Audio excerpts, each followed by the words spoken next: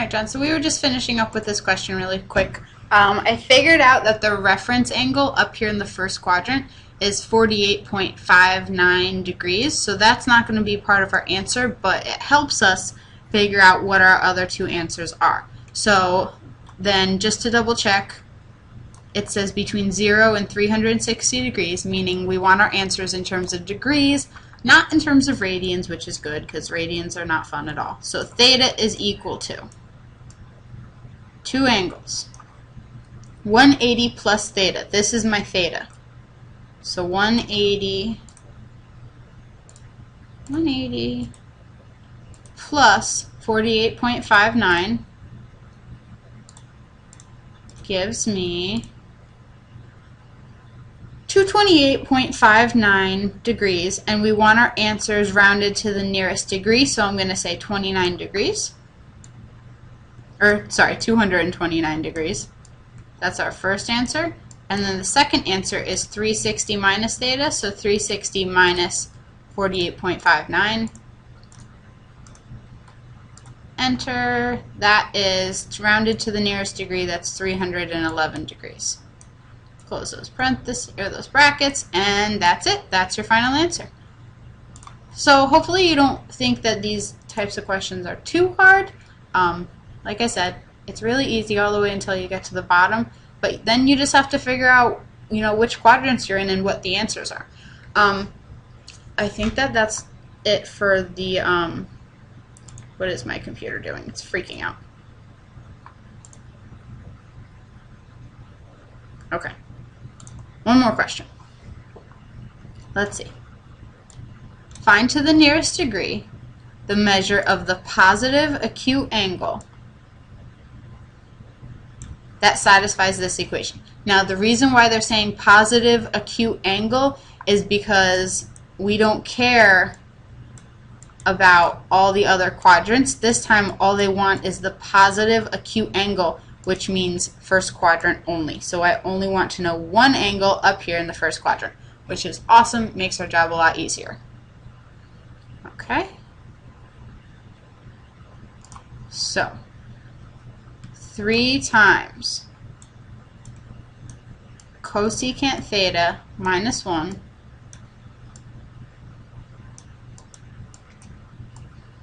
is equal to cosecant theta plus 2.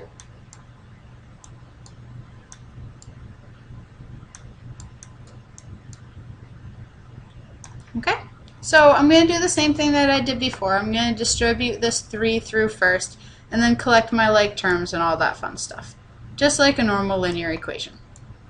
So 3 cosecant theta minus 3 is equal to cosecant theta plus 2.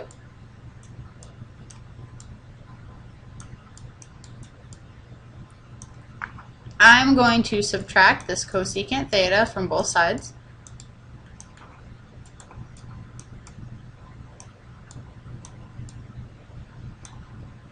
So I'm left with 2 cosecant theta minus 3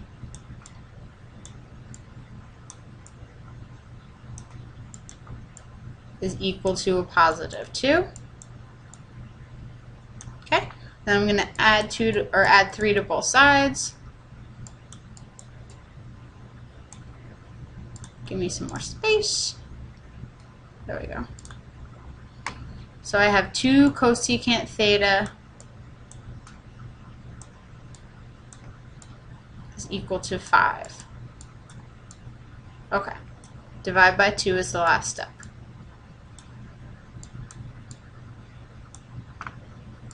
So cosecant theta is equal to 5 over 2. Okay. Now here's the thing, when you have reciprocals in your equation. We don't really care what cosecant theta is equal to. We always want to get things in terms of sine, cosine, or tangent. That way we could use our magic table, we could use the buttons on our calculator, all that fun stuff. So if you ever get cosecant, secant, or cotangent, when you get down to the end of the page, when you get down to the end of the question, forget about cosecant theta. I know that cosecant is the reciprocal of sine. So that means that if cosecant theta is equal to 5/2, that means that sine theta is equal to 2/5. Okay? So you just flip it upside down and rewrite it in terms of sine. Okay? Now, that's great.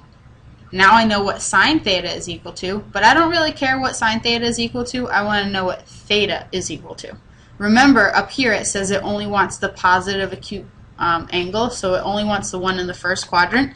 So this is actually pretty easy because instead of doing all students take calculus and all that work, literally all I have to do is punch it in my calculator. So I'm going to do second sine 2/5. Remember that you need to hit second sine because you know what sine theta is equal to.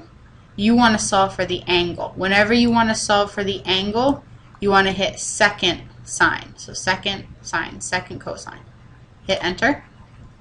And theta, that angle is 23.57 degrees. And what did it want us to round to? To the nearest degree. So theta is equal to 24 degrees.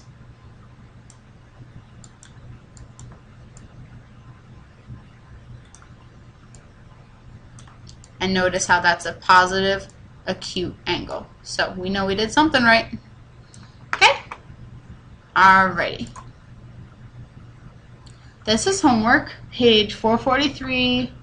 This is number 96. Okay? And if you're at this point with your homework, John, that's awesome because all the kids in your class only got to like 120. So you're actually getting really close to where they are. Not that many assignments that you have to do that are left over now. Alright? Okay, let's move on.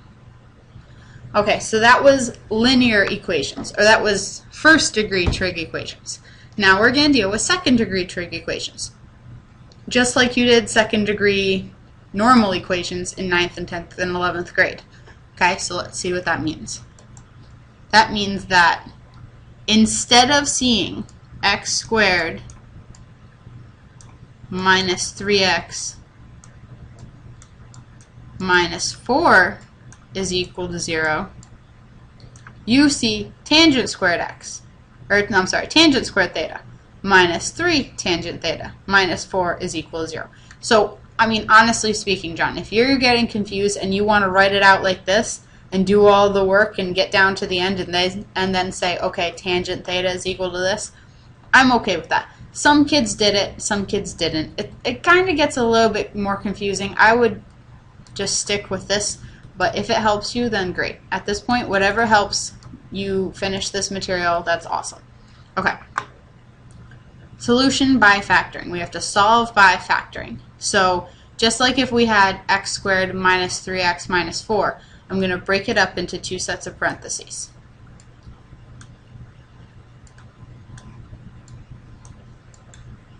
This one's really easy because I have a leading term right here that's just a 1. So it's really easy to factor it. But when you get into those equations where like you have a number right here, then you have to do circles and squares. That's just not fun at all. Okay, so tangent theta and tangent theta. Now, what values add up to -3 and multiply to -4? I'm going to say 4 and 1. I'm going to do a -4 and a +1 because that will give me -4 plus 1 gives me a -3. -4 times 1 gives me a -4. So there we go. Now here's what we do. Just like any other time that we factor. Draw that line down. Tangent theta minus 4 is equal to 0. And tangent theta plus 1, whoops,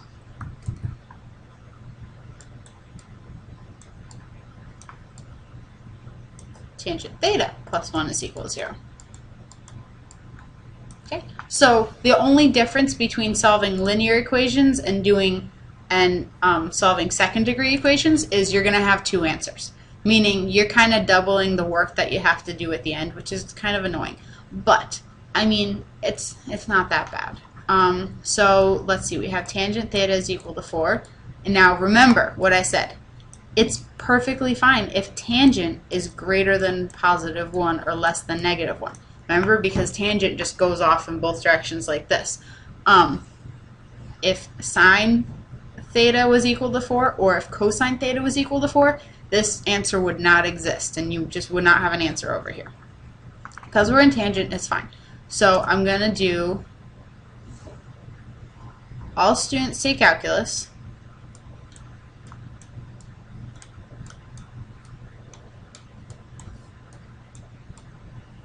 Now, tangent theta is a positive number, positive 4.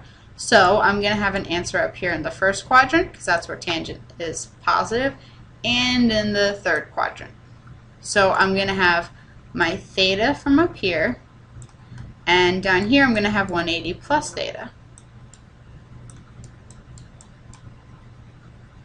Okay, so theta is equal to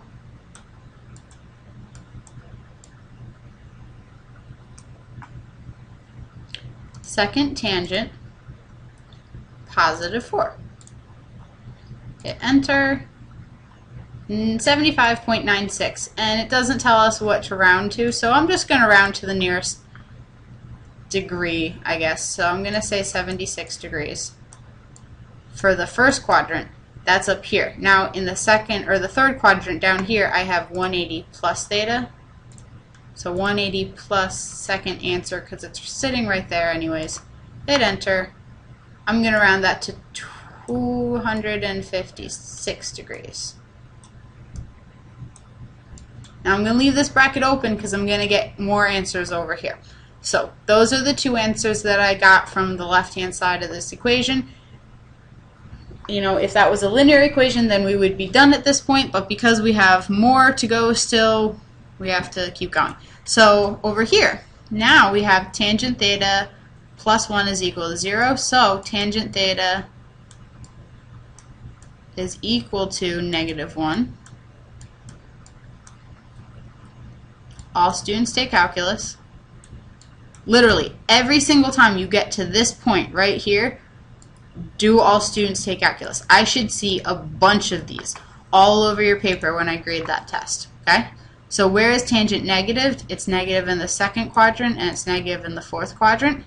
But what do we hate about this? Anytime that you get an answer where it's a negative, that means that we can't use this reference angle, but I still need to know what it is. So make a little note up here, write reference angle, and let's figure out what it is. Because then I'm going to use that reference angle to figure out 180 minus theta, oops, in the second quadrant, and all the way down here 360 minus theta.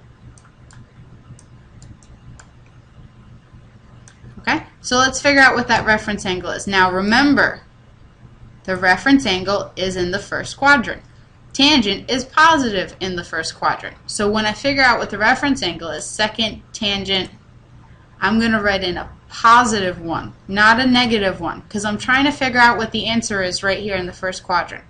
Second tangent positive 1 gives me 45. So my theta is 45 degrees. That's my reference angle. So 180 minus 45 for the second quadrant is 135. That's my third answer. And my fourth answer is down here in the fourth quadrant. 360 minus theta is 315 degrees. So I got 4 answers that time. A lot of the kids were trying to figure out, like, oh, you know, tell me exactly when I'm going to have 2 answers, or when exactly I'm going to have 3, or when I'm going to have 4. It's different for every single question, so don't get concerned with that, okay? I'll be right back.